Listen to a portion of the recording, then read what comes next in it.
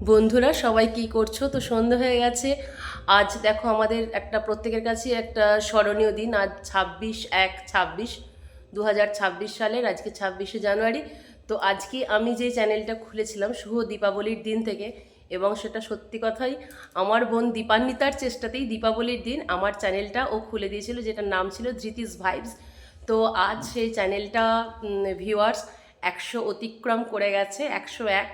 আশা করি তোমাদের ভালোবাসা এবং সহযোগিতায় হয়তো আমি অনেকটা পথ যেতে পারবো।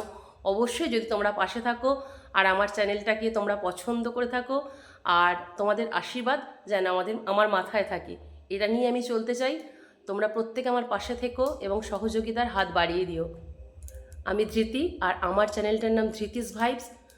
তোমাদের যদি আমার এই চ্যানেলটা ভালো লেগে থাকে তাহলে একটা লাইক, শেয়ার আর সাবস্ক্রাইব করে দিও।